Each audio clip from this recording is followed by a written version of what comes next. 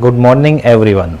Myself Dr. Lokesh Sharma, Professor from Mahatma Gandhi Physiotherapy College, Mahatma Gandhi University of Medical Sciences and Technology, Jaipur. So today we are going to study about Ganu Valgum. So what is Ganu Valgum? It is also known as knock knee. In this diagram we can see what is the picture of knock knee. See here we can see that both knees are together but both foots are apart. So how it is defined? It is an outward deviation of the longitudinal axis of both tibia and femur. That means if we are drawing a longitudinal axis between the femur, connecting femur and tibia, so it is the medial angulation या फिर medial condyle of the knee is outside of this angulation or it is too much outside.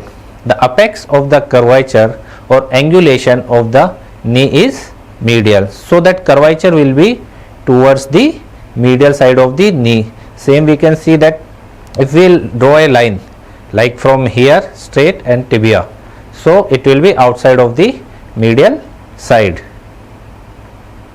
So what is the incidence of Ganu Valgum?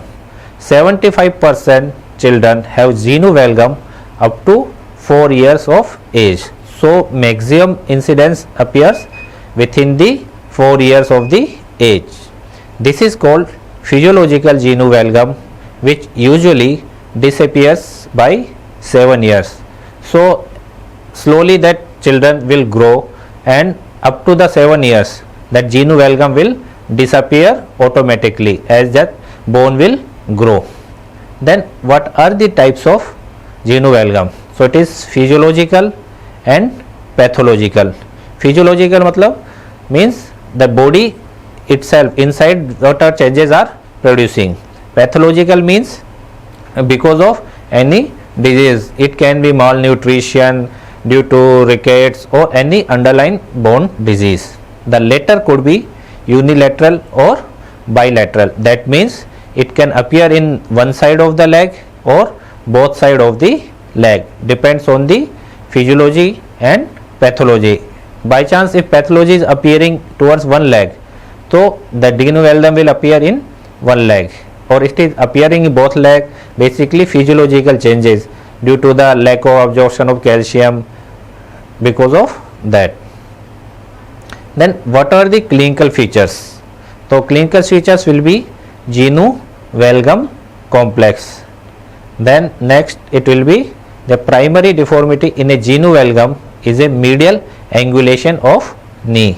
That we have seen in diagram. First diagram if you will see here, the medial angulation of knee is appearing here. See this. So this is as known as Ganu Valgum. If we will compare with another disease that is known as Ganu Valgum, in that it will be outside like X. This X is appearing inside like here. So there it will appear outside here, then inwards. So medial angulation of the knee. In response to this, secondary deformities develop in the femur, tibia and foot because of medial angulation. The other secondary problems will appear automatically in the hip joint or foot or tibia. Primary and secondary deformities together form the Ganu Valgum complex. So if both appearing together, primary and secondary, so both are known as Ganu Valgum complex. So what is Ganu Valgum complex? It can be divided into two types. One is primary deformity, another is secondary deformity. So what is primary deformity? It is the medial angulation of the knee. That means if any physiotherapist or any doctor will see, so mainly he will see that the medial angulation of the knee is increased.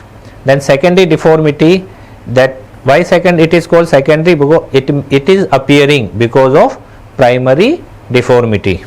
So distal end of the femur and proximal end of tibia are rotated externally by pull of biceps and tensor fascia lata. So because of medial angulation, what happens? The biceps and tensor fascia lata become more contractible, so it will pull the distal end of femur and proximal end of tibia. Then next secondary deformity will be distal end of tibia develops a compensatory internal torsion. Then third one will be lateral dislocation of patella. So lateral dislocation of patella, why it will appear? Because of externally pull of biceps and tensor fascial lata and because of medial angulation. Lateral structures shorten medial pronated flat foot. So lateral, because of medial angulation, so medial structure will get stretched and lateral structures will get shortened, and because of this is secondary, so there will be foot pronation of the foot or pronated flat foot. So assessment of Ganu Valgum deformity. How we will assess the Ganu Valgum deformity? So first is clinical assessment in this intermalleolar gap. So the severity of the deformity is measured by nothing the intermalleolar distance. So that I have shown in first diagram, intermalleolar distance. If we will see in foot, so how we will see? Method in the supine position. So supine position, what we will see? The patella is brought to vertical by rotating both the legs and made to touch lightly at the knee. Then holding both the knee in position, the distance between the two malleoli is measured. The acceptable normal limit is 8 to 10 centimeter. If we will see in this first diagram, so this distance will be in supine position, it should be around 8 to 10 centimeter. In Ganu Valgum deformity, it will be more than 10 centimeter. So if Ganu Valgum deformity is appearing, or we can say knock knee is appearing, then it will be more than 10 centimeter. The next is plumb line test. So how it will happen? Normally a line drawn from the anterior superior iliac spine, that is ASIS, to middle of the patella, if extended down, strikes the medial malleolus. In Ganu Valgum, the medial malleolus will be outside this line. So if we will draw a line from ASIS to midpoint of patella, it should strike the medial malleolus. But in what happens in Ganu Valgum, it will be outside of the line. Knee flexion test.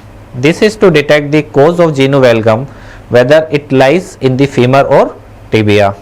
If the deformity disappears with flexion of the knee joint, the causes lies in the lower end of the femur. If it persists on the flexion, the causes lies in the upper end of the tibia. So if we test this one, so a patient is flexing his knee passively by the therapist. So if disappears while flexion, so it will be due to the lower end of the femur. If it persists during the flexion, that means it is because of any problem appears in the upper end of the tibia. Radiological assessment. So X-ray of the entire lower limb is taken with the patient weight bearing.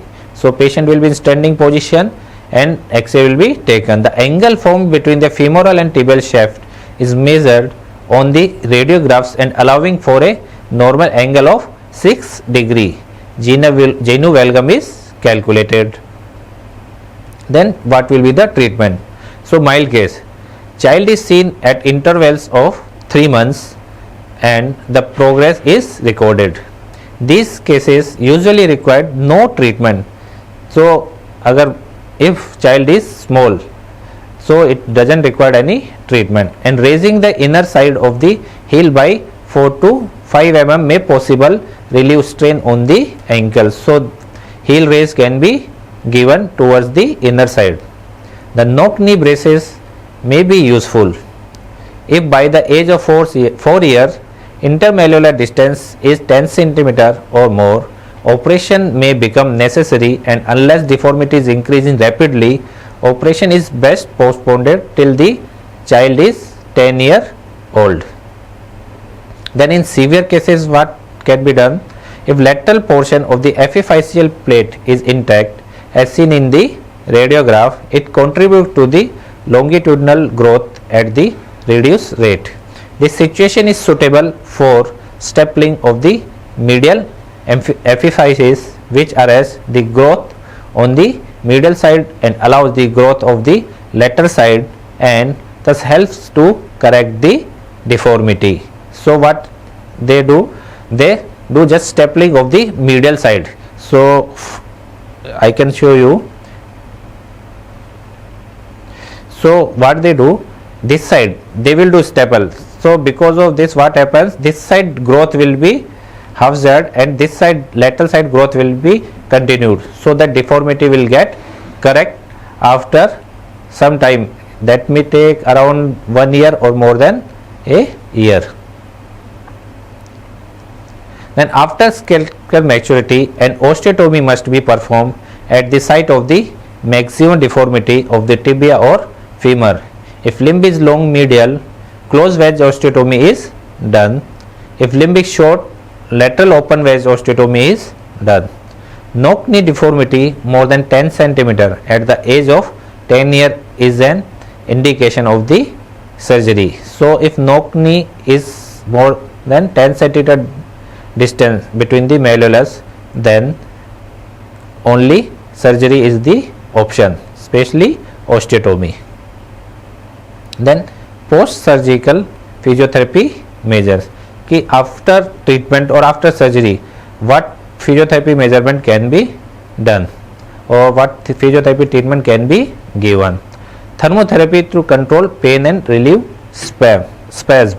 So thermotherapy that will help to relieve pain and spasm, because that we have studied that muscle secondary deformity, muscles will get tightened. So because of that, load will be shifted towards the tight muscle and spasm will be increased. If after surgery we are taking, because of surgery spasm will be there, muscle guarding will be there, so that can be treated with thermotherapy. Knee is gradually mobilized in a graded manner. So knee mobilization can be given with grade 1 and grade 2, because there is no stiffness. We have to maintain the physiology of the knee joint, so that after that pain is relieved, the patient knee movement or range of motion is maintained after the treatment. Strengthening exercise to the glutei, hamstring and quadriceps. So isometric exercise can be started for the gluteus muscles both side, hamstring and quadriceps. So this will maintain the strength of these muscles. Till independent ambulation is achieved, patient should be allowed to transfer weight in stages. So after operation, so ambulation cannot be given together, that means immediately after the surgery. So it should be given according to the graded manner. So what are the treatment facts of Ganu Valgum? So less than 4 years, no treatment. That means if child is less than 4 years, so no treatment is required for him or her, because as his bone will go, skeletal maturity will appear, so this Ganu Valgum will disappear automatically. Then 4 to 10 years, heel raise, knock knee brace is given. So we have seen that medial side heel raise is given, so the weight bearing will shift to lateral side. So that will help in growing end of lateral condyles, that will create the pressure or shift the weight bearing toward the lateral side. Knock knee brace will help, especially during night time, can be given to the child before going to bed. So that will help to maintain the straight line of the knee joint and prevent the tight structure to go more tightness and relieve the pain and stretch tight structures. Then 10 to 14 years, epiphyseal stapling. So medial side epiphyseal stapling will be done by the surgeon to prevent the medial condyle growth or medial epiphyseal growth of the knee, and this will help to grow the lateral side. Then 14 to 16 years, wait till skeletal maturity, as it is too late for stapling and too early for osteotomy, because the time has appeared for the osteotomy but skeletal maturity is not reached, so it will be done after that. Then more than 16 year osteotomy. So main thing we have to check in this topic, that child should be well neutralized and nutrition should be given properly. Calcium deposition in the bone should be proper, so that deformity doesn't develop. If it is physiological, pathological means the treatment should be given in proper period of time. So this was about knock knee. Thank you.